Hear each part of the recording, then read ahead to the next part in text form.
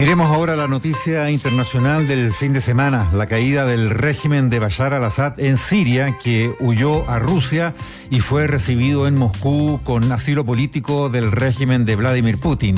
En Siria se produjo una verdadera revolución en estos días a una velocidad vertiginosa, que cuesta entender a la distancia, porque en cuestión de menos de 2 semanas, de 10 días, una alianza de milicias rebeldes contrarias al régimen de la dinastía al-Assad, que gobernó Siria por más de 50 años, avanzó de una manera relámpago, capturando y tomando el control de varias de las más importantes ciudades del este sirio, que es donde está la mayor parte de la población de ese país, allí en las fronteras con Turquía, con Líbano, con el mismo Israel.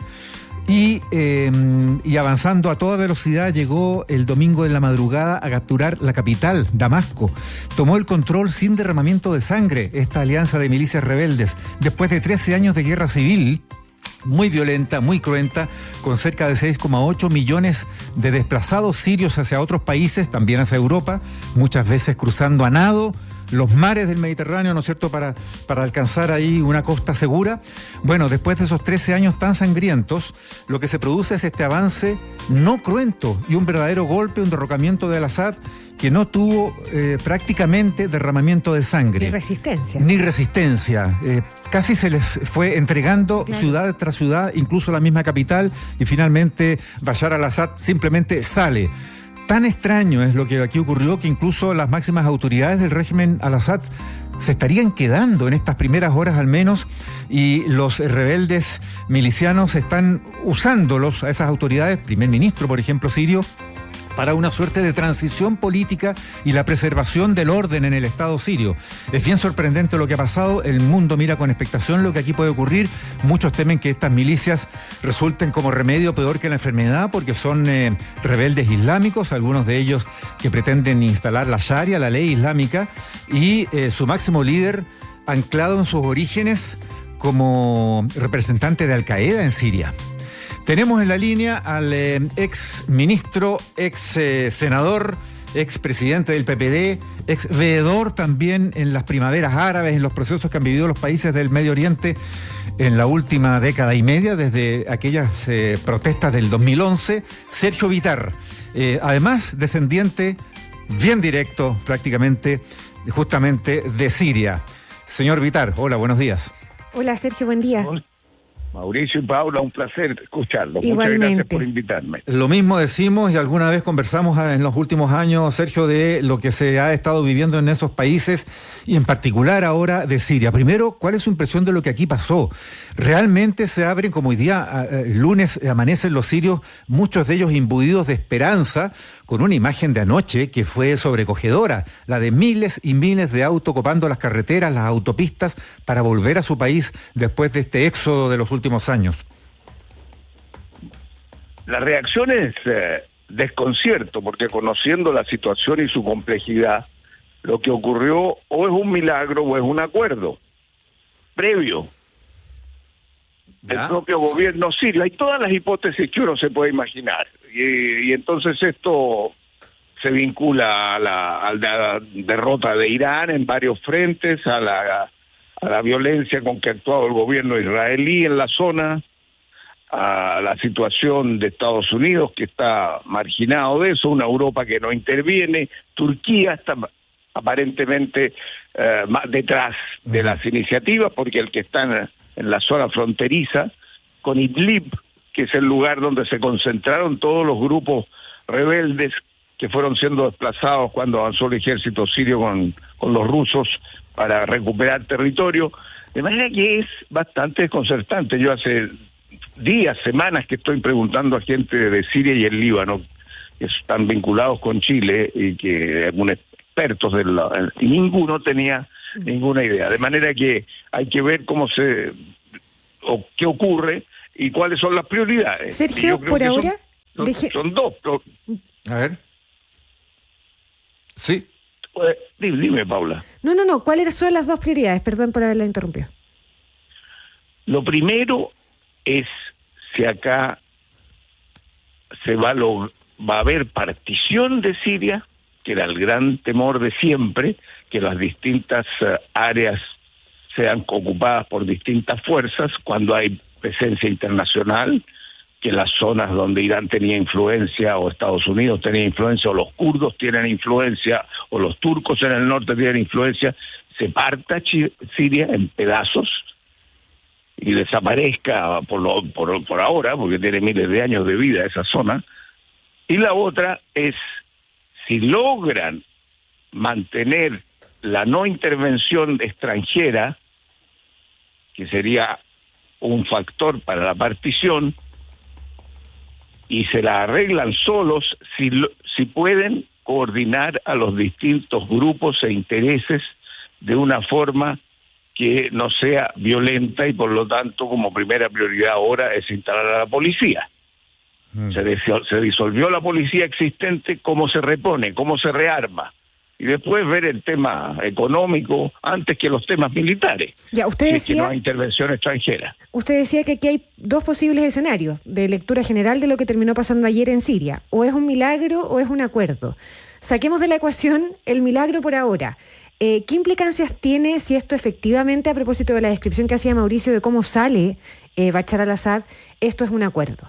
¿Un acuerdo de quién con quiénes? ¿Y qué podría implicar para el futuro de los rebeldes a cargo de Siria? Bueno, para mí es evidente que la toma de Alepo, que está al lado de Idlib, casi sin resistencia, algo en Hama, nada en Homs y nada en Damasco, no puede ocurrir si el ejército sirio está o paralizado, o convenido, o disuelto. Y la tercera, que yo sepa, no existe. Entonces, tiene que haber habido un acuerdo con el ejército sirio, y eso significa con algunos sectores del gobierno. Han dejado al primer ministro por ahora, y han hablado ayer de gobierno de transición.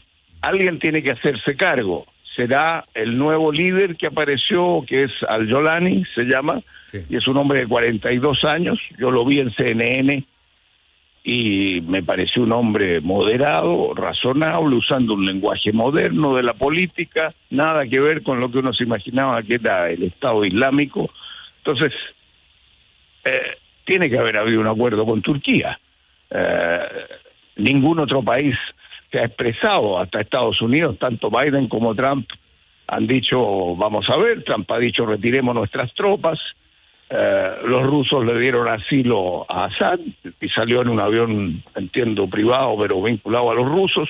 Entonces, eso tiene que haber sido informado previamente. No ocurren estas cosas sin que haya fuerzas que se resistan a una invasión de esta naturaleza. Pero se puede unir a todo eso, señor Bitar, un factor que también se ha mencionado en estas horas, que es la debilidad del régimen sirio, del gobierno en lo político de Bashar al-Assad, pero también de su sistema de seguridad y su sistema militar, en vista de la pérdida del apoyo ruso que está concentrado en su guerra con Ucrania, y en vista también, en una de esas, de la pérdida del apoyo iraní, que está enfrascado en su disputa con Israel, Hezbollah mediante, ese descuido, si usted lo quiere llamar así, de Rusia y de Irán respecto de Siria, ¿no forzó también al régimen y a su ejército eventualmente a entregarse o a entregar el control a los rebeldes? Sin duda, esos dos temas que tú mencionas, Mauricio, son claves. Hay problemas estructurales detrás. Irán es muy fuertemente debilitado después de la situación con Hezbollah en el Líbano y con Gaza y Hamas en la zona palestina. Y Rusia no tiene cómo mandar municiones ni armas. Se ha conseguido apoyo hasta de Norcorea y los iranios le estaban vendiendo drones. De manera que el sostener tantos frentes a Rusia no le es posible. Pero creo que los factores que también están pesando son los siguientes. Además, los árabes en general no quieren a los iranios. Yo estuve recién, me invitaron en Marruecos a una reunión internacional, había varios ministros de Relaciones Exteriores, tuve que hablar ahí sobre democracia y justicia, y el Medio Oriente, por cierto, éramos solo dos no árabes ahí, estaba el ex canciller español y yo, y estábamos muy impresionados con la actitud de todos los árabes, sintiendo, todos los países, que Irán manipulaba a través de la influencia sobre grupos chiitas en los países árabes, y los había dividido, y el otro es Turquía, no quiere ni a los turcos ni a los iranios.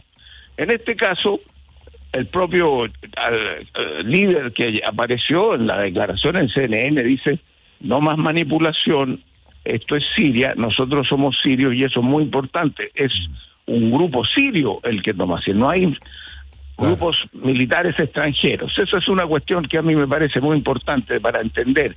Aquí va a haber una disposición anti-Irán y eso supone, por el lado de Israel, una actitud más cuidadosa, porque obviamente prefieren eso y que no esté Irán presente.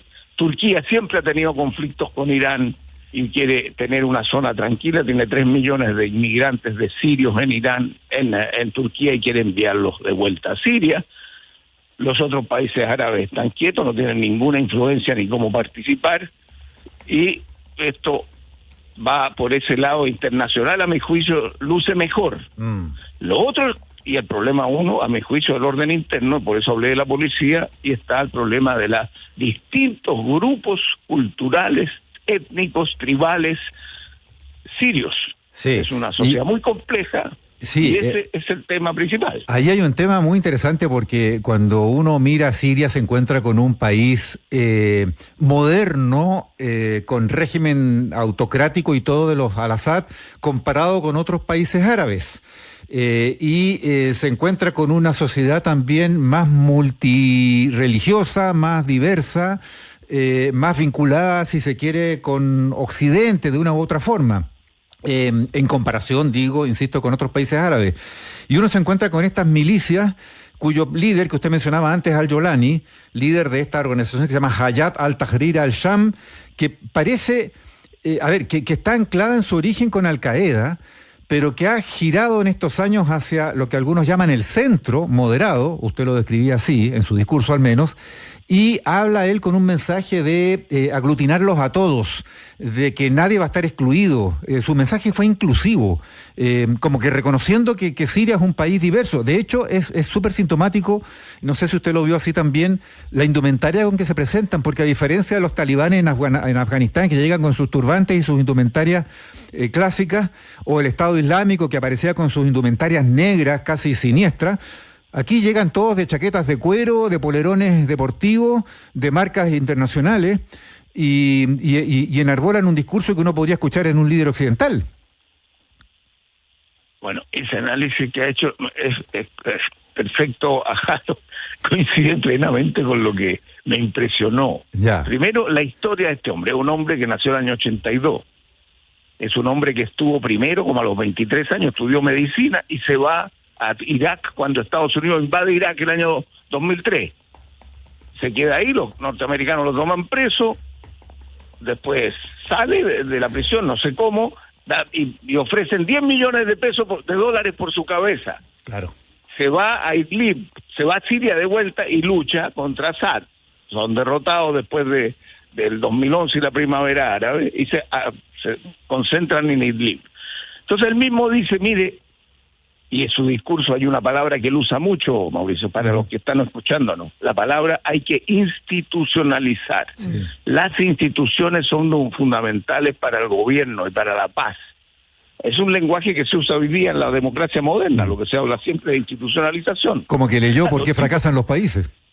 Que leyó a Acemoglu y a los nuevos premios Nobel que les acaban de dar. Entonces, eso me impresionaba. Sí. Y luego es un tipo que habla muy sereno, muy tranquilo, ninguna palabra de agresión a nadie, salvo la advertencia por lo de Irán, y llamando a el entendimiento. Ahora, ayer en las escenas también se veía gente en la calle paseando, no había fuerza, claro, casi no dispararon un tiro, y la pregunta es entonces ahora, chiitas y sunitas y alawitas, 3 corrientes del Islam dominantes, drusos en el norte, drusos en la zona del Golán, kurdos en el norte, presencia norteamericana en las bases en la zona de Irak, en la frontera con Irak.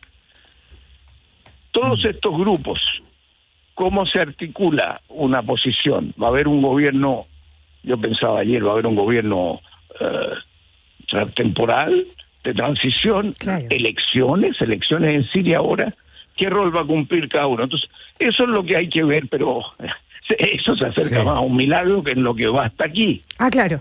Y yo supongo que el acuerdo interno también debe haber estado avanzado, porque si no habían metido preso al primer ministro que dejó Assad, Claro. y no, en Sí. su casa, y dice que sigue por ahora. Y enviando mensajes a su pueblo todavía. Impresionante lo que estamos presenciando, Sergio Vitar. Ya, nos quedamos con ese análisis por ahora. Va a haber que mirar esto, es muy dinámico, han pasado muchas cosas en muy pocas horas.